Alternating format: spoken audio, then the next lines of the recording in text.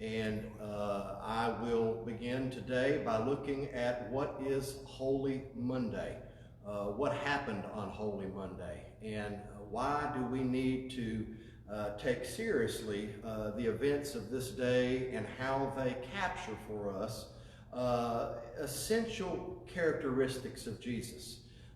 It is the case that for many centuries, the events of Monday were not recognized. They were not brought into the Passion Week celebration. Of course, Palm Sunday was celebrated, and Maundy, Thursday, Good Friday, Holy Saturday. But the events of Monday, Tuesday, and Wednesday were not recognized until later, until a few centuries later. Then they were brought in, and then the entire week was recognized. But even today, you will see Facebook posts that will honor Palm Sunday, Maundy, Thursday, Good Friday, Holy Saturday, and Easter, but the events of Monday, Tuesday, and Wednesday are not mentioned, as if nothing significant happened during those days. What we want you to think about this week as we journey through Passion Week is how this entire week is like a diamond, and each of the distinctive days that had events are like facets of that diamond, where we're going to see essential characteristics of Jesus that reinforce one another and will convey sides of his character that we need to see. The image that I want to give you today that captures the events of Holy Monday is ferocious love. Ferocious love. What happened on Holy Monday? Well, we began yesterday with Palm Sunday, and we saw that the triumphant entry signaled what was going to begin a vital week that was going to unfold in the days ahead, and it was signaled with the triumphant entry. But about this time, the next day, on Monday, Jesus and his disciples are on the way to the temple for morning prayer, and all four Gospels tell the story. You will find the story in Matthew 21, you'll find it in Mark 11, you will find it in Luke 19. Those three Gospels put the story at the end. John's Gospel puts the story at the beginning in John 2. And although all four of them offer different glimpses and details that we will draw out for you, I want to focus specifically on the way that John conveys the story. What happened on Holy Monday? This is the story of Jesus cleansing the temple. The Passover of the Jews was near, and Jesus went up to Jerusalem. In the temple, he found people selling cattle, sheep, and doves, and the money changers seated at their tables. Making a whipcord, he drove out all of them from the temple, both the sheep and the cattle. He also poured out the coins of the money changers and overturned their tables. He told those who were selling the doves, "Take these things out of here. Stop making my Father's house a marketplace." His disciples remembered that it was written, "Zeal for your house will consume me." The cleansing of the temple is in all four Gospels. Jesus clearing out the temple with the whipcord. Now, we associate the donkey with Christ's love. We associate the basin and the towel with Christ's love. We associate the cup and the bread with Christ's love. We associate the cross with Christ's love. But do we associate the whipcord with Christ's love? What we're going to tell you today is that we need this image of Christ's love. We need to renew this image of Christ's love. We need to retrieve this image of Christ's love, because it conveys and communicates something essential about Christ's character that I think that is easily overlooked in our day, where Jesus can end up tame and domesticated and at the end of a leash, where he is just safe and We associate him with cardigan sweaters and slippers like Mr. Rogers, and Jesus becomes something that the scriptures never really present him to be. Jesus cleansing the temple with the whipcord. Now, I have no doubt that the children will sing songs about Jesus' great triumphant entry, Hosanna to the King. I have no doubt that they will sing wonderful songs about Jesus washing his disciples' feet. There will be wonderful songs about Jesus and his gift to us through the cross.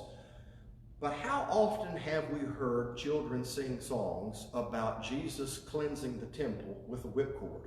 You may be surprised to hear that there actually is a children's song about Jesus clearing the temple with the whipcord. It might be the one that's most buried in the hymnal that no one ever gets around to, but there actually is a song about it. The cleansing of the temple might very well be one of the most overlooked and underappreciated stories in all the Gospels, and not just during Holy Week, but during the totality of Jesus' life. What I like about John's Gospel is that John, like the other Gospel writers, will often draw back and quote from the Old Testament in order to show how something that happened was the fulfillment or the embodiment or the acting out of some truth that had been proclaimed centuries before. Zeal for the Lord's house will consume him. You will find that this word zeal is a word that is important to connect with Jesus. We often hear this word today in negative terms, that the person was overzealous. They were some sort of extremist, you know. They went over and above and beyond the way that they should have. They should have had a more contained religion. Well, Jesus was not about containment. His religion was zealous. It waxed hot. It spilled over like a melting candle. Zealously is very similar to the word jealous or jealously. Zealous is when you are fierce about something, when you are fervent about something, that you are ferocious in a devotion to a purpose and to a cause. And if that purpose and that cause is one in which the joy is set before you, in which the love in which you intend to bring is somehow disrupted, or it's hindered, or there are walls or barriers preventing it, Jesus is not going to be one that is going to look at that and walk away being meek and mild. Yes, he's meek, and yes, he's gentle, but he's also the Lion of Judah. And here we see in John 2, Matthew 21, Luke 11, or Mark 11 and Luke 19, that Jesus is roaring like a lion. We're seeing the lion side of Jesus' love. Now, we'll see the lamb side of Jesus' love on Passover night, on Thursday, Maundy Thursday, when he is offering himself as the Passover lamb. But on Holy Monday, we see Jesus as the roaring lion. And this lion is going to protect his lyre. He's going to protect it. He's going to defend it. He's fiercely possessive over it. He's ferociously protective of those who are vulnerable and those who he loves. The zeal of the Lord's house consumes him. It was only a few years ago when one of our members wanted to have a Pampered Chef fundraiser in the church. And what ensued was a debate between some people wondering, should we allow this person to have some kind of fundraiser in the church? Isn't that turning the Lord's house into a den of thieves? Aren't we seeing here the replay of the marketplace? Well, that's not what was going on with Pampered Chef or Tupperware or Amway or whatever else is getting sold. What you find in these 4 passages in the Gospels is that what was getting sold were the offerings that people needed to present to God for healing and forgiveness. There were people who saw an angle that they could use to exploit the vulnerable. And so when you showed up at the temple, instead of receiving the gifts of God that were extravagant and should be incalculable and without price, bestowed upon you lavishly as a gift of mercy and as a gift of grace, instead what you found is that they were given to the highest bidder. And there were some who were priced out of affordability. And this provoked Jesus. This incensed Jesus. And so on Holy Monday, about this time, as they're going for their morning prayers, Jesus takes up his symbol of love and he turns into the Lion of Judah. And he proceeds to take down the walls, take down the barriers that are preventing and inhibiting his vulnerable from receiving the incalculable grace of God that now has had prices put on it, that has priced some people out of affordability. There were people that were deprived. There were people that were estranged from the things of God that should have been available to them without price. Now you can imagine those who were watching this, who were cheering and loving every minute of these tables getting flipped over and seeing these people running in all directions. In all four Gospels, you will notice that Jesus acted alone. I would imagine that his disciples were just as stunned at what was going on as everyone else in the crowd. Jesus acted alone. So let us dispel ourselves of any notion that Jesus was this very weak-spined kind of person that just walked around and he was like Gandhi wearing a sheet, never raised his voice in public, never wanted to hurt anybody's ears. Jesus was rugged. Jesus was tough. I've met carpenters. I've met people who swing axes for a living and chop down trees and build things out of wood. I've met these kind of people, and they're not namby-pamby types. Jesus was rugged, and when Jesus took up a whipcord, it doesn't say in any of the four passages that anyone, even if their money was at stake, and when you provoke a person over money, that's usually enough to get them riled up and excited and ready to defend themselves. But when Jesus broke into that room that day, no one was about to try to resist him. There must have been something quite menacing about his ferocious love. So those that were cheering when Jesus went on a tear, we might want to take pause. One of my favorite authors of the 20th century was Leonard Ravenhill, the great English evangelist and author. And Leonard Ravenhill said about these passages that if Jesus were to do this in the 21st century, if he were to do this in our day, he would begin in our pulpits. And it makes me hesitate because I have to think, am I turning the Lord's temple into a place where I'm making God conform to Steve's plans and purposes? Because that's essentially what was going on in that temple. They were using God to conform to their plans and purposes. They had agendas that they cared about. They had goals and aims that they wanted to derive in their lives. And so they were going to use God to conform to their purposes and plans. But we know that the original intent of the temple, going all the way back to Solomon, remember his great prayer that he lifted up, that even those who came from long distances away would come and discover who God is. They would discover God's plans and purposes. They would discover God's aims for their life.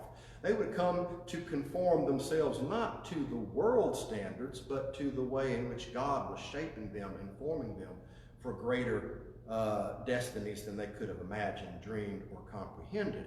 And so we find that those who were cheering the loudest may need to turn that back and think about what that cleansing might mean for them. It was just last week that one of our nation's newspapers ran this story where they took a number of religious leaders and they had to make sure they covered the spectrum, and they rounded up all these experts and they asked them all the same question: interpret for us what is going on in this situation.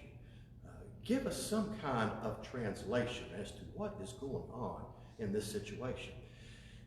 And it was really amazing that aside from all of the differences between these experts that they rounded up, they all said, well, one thing that we can decide, and we know this without doubt, we know this with certainty, that this most certainly is not God's justice. We know this. We know this with certainty, that this is not God's justice. Well, from my humble estimation, I have to say that that seems to be an awfully presumptuous interpretation to make. It may not be justice. It might be justice.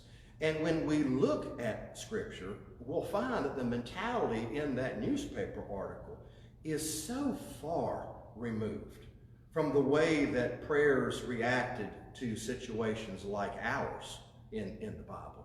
When they saw things that were happening that were eerie and scary and uncanny and outrageous and just looked utterly strange, their first reaction was not, this most certainly is not divine justice. Their first reaction was, it may be divine justice, it might not be divine justice, but one thing we're going to do, as for me and my house, we're going to humble ourselves and position ourselves under God's mighty hand, and we're going to allow God to exalt us in due time. Could you imagine if I came into the house and my daughter has just turned the place upside down, she's turned it into a den of thieves, and Dad is on a tear. He's on a tear, and she rounds up some of her friends, a good spectrum representation of her friends, and she asks them, give me an interpretation of what is going on with Dad. Well, they all agree. We can all agree without doubt that whatever's going on with Dad, this most certainly is not justice. Well, she might be inclined to think, well, that is good, because for a moment there I thought I was going to have to learn humility.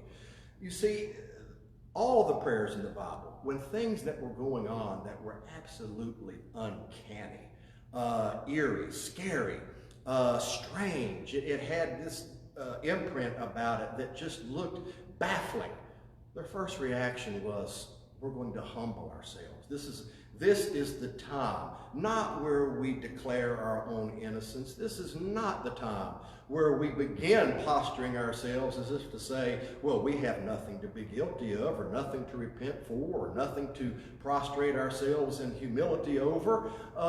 Let's begin with where they started from, that we're going to begin with what looks uncanny and eerie and strange, and we're going to position ourselves under God's mighty hand. This may not be, it may be, we don't know, but one thing we do know is that God is master, God is sovereign, and God's love comes to us in a ferocious form. He has, all throughout history. And so we find that we get a surprise by the time we get to the New Testament, where Paul says, are you ready for this? You are the temple. And if you think Jesus got riled up when he walked into the temple that day and he saw people who were bending God's plans and purposes to their agendas and their aims, what do you think God is going to think when we bend the temple of our lives to our purposes and plans and attempt to conform God to just align with them? We're going to find that maybe we experience ferocious love. For far too long, we can keep God tame and domesticated and at the end of a leash. What we find here in this passage of Jesus with the whipcord is Jesus who is fierce, Jesus who is fervent, Jesus who will chastise, Jesus who will discipline those whom he loves, Jesus who calls for us to humble ourselves under his mighty hand. It was years ago when I was working my way through a book that I consider only second to the Bible as most formative in my spiritual life, and that is Oswald Chambers' My Utmost for His Highest. And in Oswald Chambers' book, he has a devotion where he says, if you have never experienced God's ferocious love, If you've never experienced God coming into the temple of your life and cleaning house and turning everything upside down, then Oswald Chambers says, I really question whether you have experienced God's love at all. I am grateful for the times in my life when I had this notion that maybe all God's grace is permission. God's grace is permissive. It's not ferocious, it's not fervent, it's not zealous, it's not jealous, it's not possessive over what God demands or expects or desires from me. No, grace is just simply a permission slip that lets me do what I want, where I want, when I want, with who I want. That's the way I thought of grace. But I am glad that God's love is fervent enough and ferocious enough when I'm sitting on life's fence, teetering and tottering. God is not of the persuasion, well, let Steve do whatever Steve desires to do. I don't care. You'll find that the opposite of zeal is indifference. The opposite of love is apathy. And God is not apathetic. God is not indifferent. God is fully invested into our lives. God is fully committed to the good of our lives. And if you have experienced God's ferocious love, storming into your life, turning things upside down, ensuring that whatever you are bending to your own plans and purposes and attempting to align God to that he's going to disrupt that he's going to turn that upside down, I am grateful and I give praise and honor for the times that Jesus did not let me go my own way, but came into my life striding unannounced and turning everything over and breaking the dishes in the street to let me know that the Lion of Judah is not about to let me misguide and misdirect my life and ultimately misunderstand his purposes for me. Notice the very first thing that happens when Jesus cleanses the temple. Do you know what he does? He brings healing to those who had been deprived of it for far too long. Those, because of the misguided and misdirected plans and purposes of a temple that had turned into a place where God had sanctioned human agendas instead of human sanctioning divine agendas, they had been deprived of healing. And so once Jesus cleanses and clears out all of those obstructions and those hindrances and those blockages and all those barriers that were put in place, Jesus can now do his full, unhindered, uninterrupted work. He healed the lame, he healed the blind, and he brought the fullness of God's extravagance that had been provided for them all along. The message in all this is that when we distort God's plans and purposes for our lives, do you know who's deprived? We are. The healing that would have come does not come.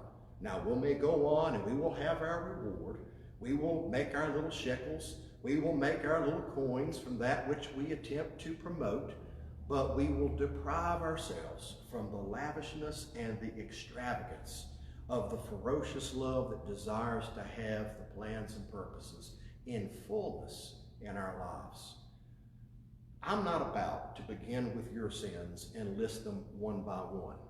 I am going to begin with my sins and list them one by one. And when the world looks uncanny and when it looks scary and when it looks eerie, as your pastor and as your friend, I have too much respect for you and for the scripture of God to say, well, this most certainly is not the mighty hand of God among us. I'm going to say, friends, we don't know whether this might be the God's mighty hand among us. And wouldn't you rather err on the side of caution than on the side of human convenience? Wouldn't you rather position yourself on the side in which Scripture endorses page after page, verse after verse, that we don't know what the eerie, scary, uncanny situation is, but we know that God's love can be ferocious. It can be gentle. It can be fierce. It can be meek. It can be fervent. It can wax hot like a melting candle spilling over in all directions. And I, for one, give thanks, honor, and praise for all of those moments when I had brought something into the temple to conform to Steve's agendas, Steve's purposes, Steve's plans, and to believe that God was somehow going to get on board with it and to give me license for it and to give me blessing for it and to somehow send me on as if the only goal in my life was that I might have a good time. Maybe God's got more interesting and more excellent and more extravagant plans for me than that. Maybe his plans for me is to have a temple that he can reside within, that he can make a home within. I love the illustration that C.S. Lewis says that when God comes to set up a place, we think that God's just going to kind of tinker around and maybe put a new picture on the wall, maybe add a new vase on a table and tidy things up. And C.S. Lewis says we get a little astonished when all of a sudden the sledgehammer comes out and he's knocking down walls and he's bulldozing over foundations, because C.S. Lewis says God's plans is to turn our lives into a palace. He's going to take the little shackles and shacks that we've called home, and he's going to renovate them, reconstruct them into something that we could never comprehend. So rather than to react to God's ferocious love as if it is hostile and something that we should be more scared of than a pandemic virus, Jesus was clear that we should not fear the things of the world. But when God's love gets ferocious and starts roaring like a lion of Judah, Jesus says, you'd best get your mind around that. Give more reverence to that. Give more attention to that. Give more respect to that than the escalating tolls that you may see in the headlines. For far too long, we have displaced God's ferocious love. We have minimized God's fervent affections. We have reduced and outright jettisoned this notion that Jesus could very well be, in addition to the lamb, maybe he's a ferocious lion that insists upon loving us and coming to inhabit our lives as if we are the temple. So before I start cheering too loudly when Jesus goes into the temple and starts turning over the money changers, I might need to pause and say, in what way is Jesus riding into my life? Is he striding into my temple, even on this Holy Monday, turning things over, renovating things, knocking down walls, ensuring that whatever is holding me back and hindering me from the fullness of God's presence, Jesus won't stop until he has all of me. Jesus, we thank you for this Holy Monday. May we recover on this Holy Monday the image of your ferocious love. May we recover in a necessary way the image of your fervency, the fire, the melting wax that spills over when you love us in a way that will remove any barrier. Lord, we're grateful that we sometimes accept far too less in our lives. And when we attempt to bend you to our plans and purposes, we are not asking for more, but we are asking for so much less. Rather than beginning with someone else's sins, I pray that you will help us to react when we sense the uncanny, the eerie, that which is strange, that this is not an occasion where we make ourselves blameless, but maybe this is an occasion where we humble ourselves anew under your mighty hand, that you might exalt us in due time. We are thankful for a ferocious love that refuses to let us go.